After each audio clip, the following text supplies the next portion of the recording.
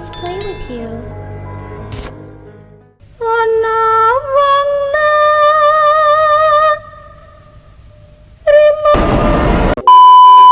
So, hari ni kita nak jadi vibe princess. Just kidding. Hai korang, I'm so sorry. Dah lama menghilang. Lama ke? Korang pun dah tengok background belakang dah bertukar. So, kamu adalah buat video makeover bilik ni. Tapi tak tahulah korang nak tengok ke tak. Korang nak tengok ke? Kalau nak tengok, cuba komen kat bawah. Hai, Assalamualaikum semua orang. Karina Hasim here. I hope you are in a good mood today because it's a good day to have a good day. So, hari ni kembali lagi kita di segmen creepy. Walaupun saya pink hari ni, tapi seram tak? Dan kali ni Kama ada satu kisah seram yang dikongsikan oleh salah seorang subscriber Kama yang menggelarkan namanya Syarul. So, tanpa buang masa, jom kita baca doa dulu, mohon perlindungan dari Allah dari gangguan-gangguan syaitan.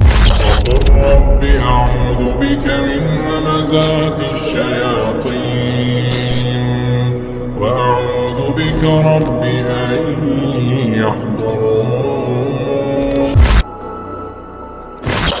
So, kisah ni berlaku 6 tahun yang lepas. Masa ni Syahrul baru habis SPM tau. Lepas exam tu, dia plan nak sambung study lah dekat sebuah college kemahiran dekat Taiping, Perak. So, korang tahu kan, Taiping tu memang famous dengan tempat-tempat outdoor kan. Syahrul ni memang jenis yang suka aktiviti outdoor tau. Hiking lah, jogging lah, semua dia ons. Dia ada 2 best friend, Naim dengan Yunus. So, diorang ni memang kepala sama lah. Gang yang satu kepala orang kata. Apa-apa aktiviti yang nak buat memang semua ons je 3-3 orang ni. Satu hari tu, diorang decide nak jogging dekat Lake Garden. Berdekatan dengan Taiping Mall, right? Mulanya memang nak jogging je. Tapi korang tahulah kan, bila dah mula bosan, otak pun mula cari plan baru. Tengah-tengah borak ni, tiba-tiba datang idea nak hiking dekat Bukit Larut pula. Kiranya last minute plan lah. Tapi biasalah, geng satu kepala memang ons kan, tanpa berfikir panjang. So masa tu pukul 3 petang. Jadi diorang pun terus gerak ke Bukit Larut. Masa sampai dekat kaki bukit, ramai jugalah orang tengah hiking kat situ. Memang meriah. Diorang pun warm up kan, siap-siap panaskan badan sebelum mulakan the hiking tu. Awal-awal tu semua best. Gelak ketawa, bersembang macam-macam. Tapi biasalah kan, bila hiking, makin lama makin penat. Rasa macam, asal tak sampai-sampai dekat puncak tu.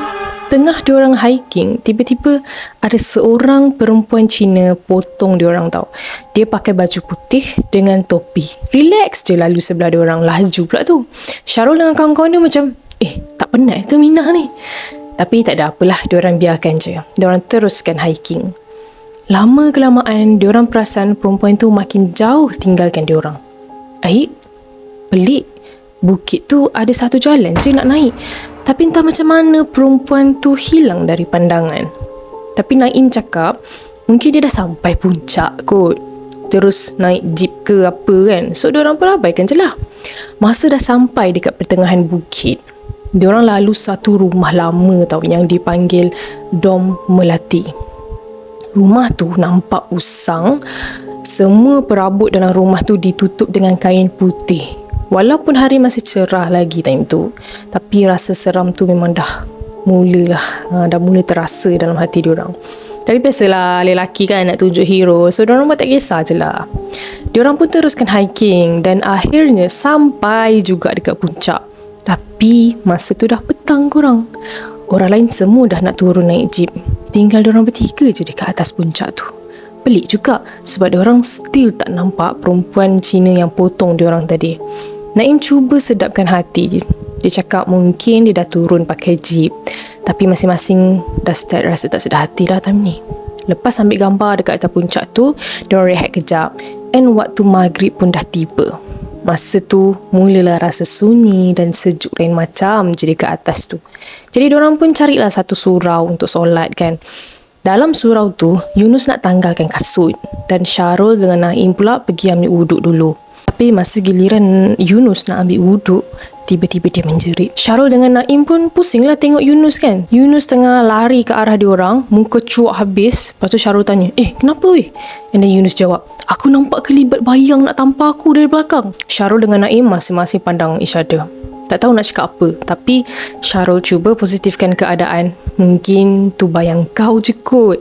Yunus pun diam. Tapi dia macam tak puas hati tau. Dalam ketakutan tu, diorang tetap teruskan solat berjemaah. Syarul jadi imam, Yunus dan Naim jadi makmum. So sepanjang solat tu, Syarul perasan ada bunyi tapak kasut berjalan dekat keliling surau. Tapi diorang semua buat tak tahu kan. Teruskan jelas solat walaupun hati masing-masing dah berdebar waktu tu. Lepas solat, diorang doa betul-betul. Minta Allah lindungi diorang daripada gangguan. Dah habis solat rasa lega sikit. Lepas tutup lampu surau, diorang pun nak keluar lah pakai kasut kat luar. Tapi masa tu Syarul rasa macam ada benda yang tengah hati diorang ni dari belakang. So hati tu jadi tak tenang tau. Diorang pun mulalah turun bukit dan sepanjang jalan turun tu masing-masing berpegang erat sebab takut ada yang tertinggal tau. And masa turun tu diorang lalu balik dekat rumah yang dom melati tu. Semua buat-buat tak nampak je rumah tu. Tapi Syarul rasa macam ada sesuatu dekat rumah tu. Terasa macam ada tapak kaki mengekori dia dekat belakang. Masa diorang dah hampir sampai dekat kaki bukit, tiba-tiba terbau satu wangian bunga yang sangat wangi. Bau tu buat diorang bertiga ni terdiam tau. Syarul cuba toleh ke hutan sebelah kanan dan dia nampak ada satu kawasan dalam hutan yang terang dengan cahaya bulan. Ada batu besar dan daun-daun putih dekat atas batu tu. Syarul rasa dari situ datangnya bau wangi tu. Tapi masa Syarul cuba bagi tahu Naim dengan Yunus, diorang laju je jalan, memang tak peduli pun. Akhirnya diorang sampai juga dekat pondok security. Masa tu seorang pak guard yang tengah merokok kan pandang diorang bertiga ni pelik, macam ada sesuatu yang tak kena. Pak guard tu terus lari masuk ke dalam pondok lepas nampak diorang bertiga. Pak guard tu keluar balik dan terus marah diorang. Kenapa turun malam? Bahaya. Tak pernah orang turun waktu macam ni. Tempat ni bukan boleh main-main. Syarul dan kawan-kawan dia pun teruslah minta maaf kan. Cakap esok diorang ada kelas sebab tu kena turun malam apa semua. Dan Pak Gad tu pesan, lain kali kalau naik lagi turunlah pagi-pagi. Jangan turun malam. Lepas tu diorang pun jalanlah balik ke college. Tapi masa tu tak ada Grab ataupun MyCar kan. Jadi terpaksalah jalan kaki dalam keadaan yang penat gila. So sepanjang jalan balik, barulah diorang mula cerita balik apa yang jadi dekat atas bukit tadi. Semua sepakat diorang rasa benda yang sama, daripada perempuan misteri tu sampai ke bunyi tapak kaki, bau wangi yang tiba-tiba muncul. So sampai je dekat college diorang masih bahas lah benda tu sampai tak boleh nak tidur. Seram gila. Dan kisah Syarul ni memang betul-betul buat kamu meremang dengar. And korang rasa apa sebenarnya yang diorang alami dekat Bukit Larut tu? Kalau korang ada teori ataupun pernah alami benda yang sama kan, jangan lupa komen kat bawah. Kamu nak baca pengalaman seram korang pula. Yang pasti jangan hiking sorang-sorang lagi-lagi malam-malam ya, nak maghrib pula tu. So kita teruskan dengan kisah seram yang kedua daripada salah seorang subscriber Kama yang menggelarkan dirinya Ina. Dan Ina nak cerita pengalaman seram masa dia sekolah dulu. Kisah ni berlaku masa Ina form 4. Dia baru je pindah ke sekolah baru. Dan walaupun masih dalam negeri yang sama, cuma daerah je lain. Biasalah hari pertama kat sekolah baru kan memang nervous. Lagi-lagi bagi Ina yang pemalu ni. Tapi nasib baik dia cepat dapat kawan baru. Ada seorang pelajar dekat sekolah baru tu lagi pendiam daripada Ina. Dia mula kenal dengan pelajar tu. Kita panggil dia Fira. Dan dari situ diorang jadi rapat.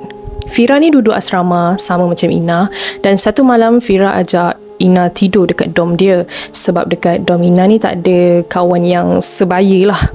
So masa malam pertama semua okey je. Tapi malam Jumaat lepas tu ada benda pelik yang mula terjadi. Lepas simpang panjang kan, diorang tidur lambat lah.